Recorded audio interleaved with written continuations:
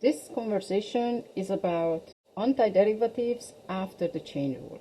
And this is not yet what we're going to call U substitution, but this is sort of the seed, the idea behind U substitution. These kind of problems will not need a formal computation where you introduce a new variable. We're going to simply make a guess, differentiate it, and adjust for the mistake. And this is very specific where there is a chain rule, but the inside function is just linear.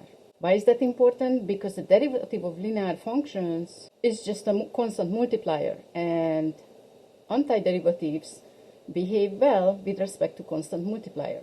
So here is an example. We're looking for the antiderivative of e to the 3x minus 2. Let's just make a wild guess. Well, the antiderivative of e to the x is e to the x. So what if we would guess the function itself? Would it be e to the 3x minus 2? Well, let's check. If we differentiate, we have a bit of a chain rule. First, the outer function e to the x, well, that differentiates to itself, so we get e to the 3x minus 2. But we are not done because the inner function is 3x minus 2. By the chain rule, we have to multiply this by the derivative of the inner function, which is just 3. So if we differentiate this, we don't exactly get what we want because there is this 3 popping out from the chain rule. But if we are off just a constant multiplier, that can be fixed with sort of a preemptive division. This here will work, right? If we multiply this by 1/3, there is going to be a 1/3 multiplier here, canceling out the 3, and we get the right result. So that's it. We are going to make a wild guess, differentiate it, and if we are off only by a constant multiplier, then we fix that via a division. Let's see another example. So again, we have composed functions where the inner function is linear. This is the only way this particular technique works. The outer function is x to the 10th power. We know what the antiderivative of that is. So we could make a wild guess and say, well, what about 5x plus 8 to the 11th power divided by 11? Well, would that work? Let's try to differentiate it. If we differentiate this, we get 11 times 5x plus 8 to the 10th power divided by 11 times 5 because of the chain rule. The derivative of the inner function is just a constant multiplier. We cancel out 11 and we are off again. Our guess is almost correct. We are off by a constant multiplier. But constant multipliers can come in and out of antiderivatives of derivatives, so we can just multiply both sides by 1/5. And then we'll get the right stuff. And so this works because, and this will be the correct antiderivative. So it's going to be 5x plus 8 to the 11th power divided by 11, but also divided by 5 to preempt the multiplier of 5 that pops out from the chain rule. So over 55 plus c. Okay, let's see this one next. What is the antiderivative of cosine of 2x minus pi? Again, the inner function is just a linear function with a constant derivative, which means that the chain rule produces a constant multiplier that can be undone by a preemptive division. So the outer function is cosine x, the inner function is 2x minus pi. What is the antiderivative of cosine? Which function would differentiate to cosine? That's sine, right? So our guess is probably sine of 2x minus pi. But if we differentiate this, we just get cosine of 2x minus pi times 2 by the chain rule, right? So our guess is just off by a constant multiplier that can be fixed. So the answer is 1/2 sine of 2x minus pi plus c. Okay, I find this cute. So whenever we learn a new skill, it turns out we can use it in situations where we wouldn't think. For example, in this antiderivative, there is no backwards product rule, right?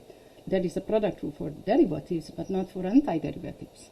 But if we recall the double angle formula for sine, then we can rewrite this antiderivative. And this is a form of smuggling. 1/2 times 2 is 1, so we didn't change the value, but now we have the double angle formula realized here. So this is the same as the antiderivative of 1/2 sine of 2x. So what would be this is just a very small little chain rule. If the function would be sine x, then the antiderivative would be negative cosine x, right? So this would be our first idea. This half is that half. And if we differentiate negative cosine, we get sine. But then when we differentiate cosine of 2x, there is an extra additional 2 popping out from the chain rule. We have to worry about that. So instead of negative 1 over 2, this is going to be negative 1 over 4. Let's check. Negative 1 over 4 cosine 2x. So when we differentiate this is negative 1 over 4 times the derivative of cosine is minus sine, so minus sine of 2x times 2 by the chain rule. So the product is positive and we have 1/2 sine of 2x, which is 1/2 times 2 sine x cosine x, which is what we wanted. So this means that our answer is correct. Now similarly, we can handle other products from trigonometry. Recall the double angle formula for cosine. Actually, it has 3 forms. It's cosine squared x minus sine squared x. However, we can always rewrite cosine squared x as 1 minus sine squared x and sine squared x as 1 minus cosine squared x via the Pythagorean identity. All right, we can solve for one in terms of the other. So these are the 3 forms. So suppose we have to integrate cosine squared x. That's a product, cosine x times cosine x. But we're going to trade in the product to a chain rule because we're going to say, okay, here is the double angle formula for cosine in the form that includes cosine squared x. Let's solve for cosine squared x here. Now that we have our new skill, this is very easy to find the antiderivative, right? So we're going to rewrite cosine squared as 1/2 plus cosine 2x over 2. And then the first piece, the antiderivative of 1/2 is 1/2 x. And then the antiderivative of cosine is sine. So we would have sine 2x. But there is a 1 over 2 there. And when we differentiate backwards, another 2 will pop out from the chain rule. So altogether we have 1 over 4 sine 2x for the differentiation backwards to work. We can also work out, we're not going to do it here, I'm going to let you do that, the antiderivative of sine squared x. Well, at that time, you're just going to go for this form of the double angle formula. When the inner function is linear, I think the most dangerous coefficient is negative 1. Let us consider this example. There are 2 functions composed. The outer function is 1 over x. We take the reciprocal. The inner function is 3 minus x, but that is the same as minus x plus 3. So the antiderivative of 1 over x is ln of absolute value of x. So we can make a guess and say ln of, let's just write ln for now, ln of minus x plus 3. Now if we differentiate this, what will happen? The derivative of ln of x is 1 over x, so we get 1 over minus x plus 3. But we're not done because the inner function's derivative is negative 1. So there is a negative 1 multiplier popping out from the chain rule. So the correct antiderivative is minus ln of absolute value of negative x plus 3. So the correct answer is minus ln of absolute value of minus x plus 3. And by the way, just one note, we will often see that minus 1 times ln of a is the same as ln of a to the minus 1 is the same as ln of 1 over a. So beware of that. So this answer is just as correct as ln of absolute value of 1 over 3 minus x plus c. So this is the same correct answer in somewhat different of a form. Okay, let's see this one. So we cannot find the antiderivative in its current form. We do not have a reversed quotient rule. What we will have to do instead is long division between polynomials. Now, because they're both just degree 1, what I'm going to show you is basically just a different notation for the same thing. 6x over 2x is just 3.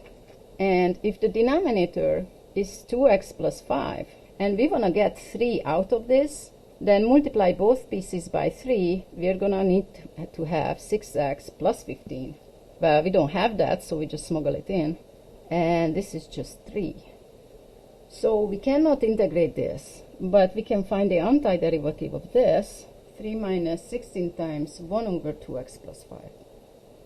So the antiderivative of 3 is 3x. Constant multiplier behaves well with respect to antiderivatives, so we can just pull it out. And now we need to take the antiderivative of 1 over 2x plus 5. And the answer is not going to be ln of absolute value of 2x plus 5, because if we differentiate ln of 2x plus 5, we get 1 over 2x plus 5 times 2 by the chain rule.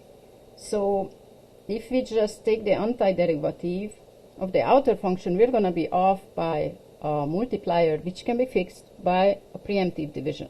And so our answer is going to be 3x minus 8 times ln of absolute value of 2x plus 5 plus c.